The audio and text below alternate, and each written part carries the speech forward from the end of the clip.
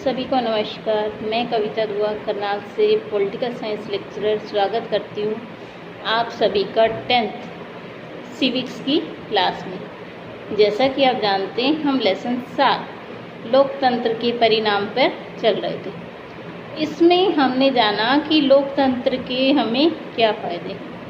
आज हम जानेंगे, देखिए, शासन की अनेक पद्धतियाँ प्रचलित हैं, लोकतांत्रिक, राजतंत्र, तानाशाही, लेकिन उन सब में से लोकतंत्र ही बेहतर क्यों है?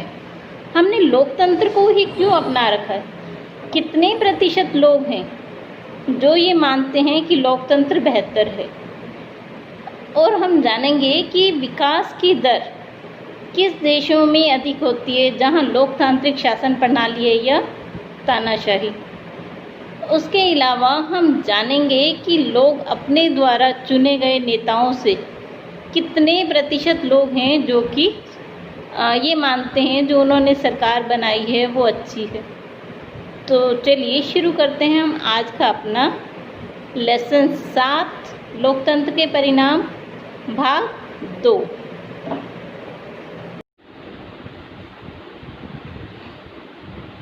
चलिए, भाग 2 में आप सभी का स्वागत है। हम लेसन चल रहे थे लोकतंत्र के परिणाम। देखिए, सबसे पहले अब हम देखेंगे कि आज के समय में हमें लोकतांत्रिक सरकार की क्यों आवश्यकता है। तानाशाही है, शासन के अनेक रूप हैं, तानाशाही है, राजतंत्र है, हमने लोकतंत्र को ही क्यों पसंद कर रहे हैं, उसके क्या कारण हैं, आइए देखते हैं। सबसे पहला, उत्तरदायी सरकार। देखिए, जो लोकतंत्र में सरकार बनती है वो जनता द्वारा चुनी गई है और लोगों के लिए उत्तरदायी है। जो सरकार है वो कायदे कानून को मानती है और उसी के अनुसार ही कार्य करती है। यह लोगों की सरकार है, लोगों द्वारा बनाई गई और लोगों के लिए ही है। तो लोगों द्वारा जो चुने गए प्रतिनिधि हैं वो लोगों के प्रति उत्तरदायी हैं। मतलब अगर वो अच्छा काम नहीं करेंगे तो अगली बार जनता उन्हें पसंद नहीं करेगी। वो अपना वोट किसी और पार्टी को देकर उसे अपना प्रतिनिधि चुनेगी। तो जो सरकार है वो उत्तरदायी सरकार है। उसे पता है कि हम काम नहीं करेंगे तो अगली बार हमें वोट नहीं मिलेगी। चलिए अब देखते हैं जिम्मेदार सरकार। दूसरा पॉइंट हमें क्या कह रहा है कि जो सरकार है वो जिम्मेदार है। देखिए कैसे। लोकतांत्रिक सरकार में लोगों को यह जानने का अधिकार है कि जो निर्णय लिए गए हैं या सरकार ने जो वायदे किए थे वो पूरे किए हैं या नहीं किए, और जो काम किए हैं उसमें कितनी पारदर्शिता है या नहीं है। तो जो जिम्मेदार सरकार है उसे इन सब बातों का ध्यान रखना पड़ता है कि वो जो भी निर्णय ले रही है, जो भी कार्य कर रही है, उस सब में पारदर्शिता हो। अगला है, लोकतंत्र नागरिकों की गरिमा और आज़ादी को कायम रखने में भी सफल हुआ है। तो देखिए किस तरह से सफल हुआ है। सबसे पहला कि जो पंचायतें हैं, आपकी नगर निगम हैं, नगर पालिकाएँ हैं, उसमें 33% जो पद हैं वो महिलाओं के लिए आरक्षित हैं। महिलाओं को लंबे संघर्ष के बाद समानता का व्यवहार मिला है। जो लोकतांत्रिक सरकार है वो बौद्धिक विकास में सहायक है, उच्च राष्ट्रीय चरित्र निर्माण में सहायक है। तो इन सब चीज़ों के कारण ये जो सरकार है वो लोगों की गरिमा और आज़ादी को बनाए रखती है।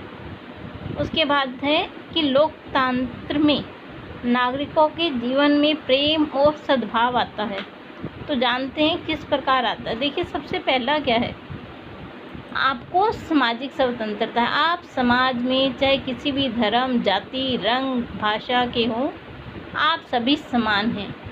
आपको पूरी स्वतंत्रता है। आप किसी भी स्थान पर आए जाएं, किसी भी व्यापार को करें, किसी भी जगह पर पढ़ना चाहें पढ़ें। धार्मिक स्वतंत्रता है आपको। आप किसी भी धर्म को माने, सरकार को उसमें कोई प्रतिबंध नहीं है। आपको बोलने और सभा करने की स्वतंत्रता होती है लोकतंत्र में।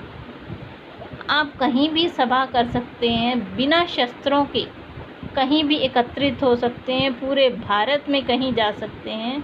आपको जानने का अधिकार है कि सरकार के पास कितना धन आया और उसने कितना धन लोक कल्याणकारी कार्यों में खर्च किया। आप ये सब सूचनाएं सूचना के अधिकार के माध्यम से सरकार से ले सकते हैं।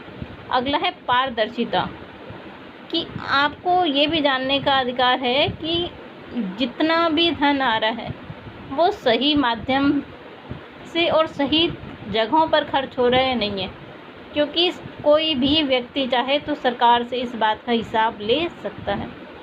तो ये सब चीज़ें क्या कहती हैं कि लोकतंत्र के माध्यम से नागरिकों के जीवन में प्रेम और सद्भाव की व्यवस्था हुई है, उनका जीवन स्तर सुधारने की कोशिश की गई है। अगला है वैध शासन। लोकतंत्र में जो सरकार चलाई जाती है वो कानून के अनुसार ही चलाई जाती है, उसमें कानून की अनदेखी नहीं की जाती। सबसे पहला देखिए, यह वैध शासन व्यवस्था है। यह सुस्त हो सकती है, मतलब काम थोड़ा आपका रुक रुक के हो, देर से हो, कम कार्यकुशल हो सकती है, बहुत तेज़ी से काम ना करे। इसमें हो सकता है भ्रष्टाचार भी, कुछ अधिकारी ऐसे हों जो भ्रष्टाचार करें। लेकिन जो सबसे ज़रूरी है कि लोगों की ज़रूरतों को अनदेखा नहीं कर सकती, क्योंकि उन्हें पता है हमने अनदेखा कर दिया तो अगली बार जनता हमें वोट नहीं देगी। तो ये सब है वैध शासन, वैध सरकार, कि उन्हें पता है हम लोगों द्वारा चुने गए हैं और हमें काम इस तरह से करना है कि अगली बार फिर से लोगों का समर्थन हमें मिले और हम सरकार बना सकें, और इस सरकार को कानून के अनुसार ही चलाना पड़ेगा। अगला देखते हैं हम, तानाशाही कहाँ है। आप अगर मैप को देखें तो पाकिस्तान को छोड़कर आपको सभी जगहों पर लोकतंत्र दिखता है। दक्षिण एशिया में सिर्फ पाकिस्तान एक ऐसा देश है जहाँ पर कि तानाशाही शासन रहा है। अनेकों बार सैनिक उसका तख्ता पलट कर अपने हाथ में सत्ता को ले लेते हैं। अब हम देखते हैं अपने देश के लिए लोकतंत्र की उपयुक्तता पर बहुत कम लोगों को संदेह है। तो देखिए क्या कहते हैं, जो दक्षिण एशिया के देश हैं वो औसत हम देखें तो 88% लोग उसे उपयुक्त मानते हैं। जो बहुत उपयुक्त मानने वाले हैं वो 40% से कम हैं। लेकिन अगर हम देखें, अब देखिए, बांग्लादेश में 93%, श्रीलंका में 92%, भारत में 92%, पाकिस्तान में 84% और नेपाल में 79% लोग कहते हैं कि लोकतंत्र बहुत बढ़िया। ये डाटा आपको आपकी बुक में दिया गया है। इसके बाद देख लेते हैं हम कि ऐसे कितने लोग हैं जो लोकतंत्र को बेहतर मानते हैं, कितने लोग हैं जो कभी कभी तानाशाही को बेहतर मानते हैं, कितने लोग ऐसे हैं जिन्हें कोई फ़र्क नहीं पड़ता। देखिए बांग्लादेश में 69% लोग हैं जो कहते हैं लोकतंत्र बेहतर है, 6% कहते हैं तानाशाही बेहतर है और 25% कहते हैं कि हमें कोई फ़र्क ही नहीं पड़ता चाहे लोकतांत्रिक सरकार हो या तानाशाही। ऐसे ही भारत में जो 70% लोग हैं वो लोकतंत्र को, 9% तानाशाही को और 21% को कोई फ़र्क नहीं पड़ता। ऐसे ही नेपाल में 62, 10, 28।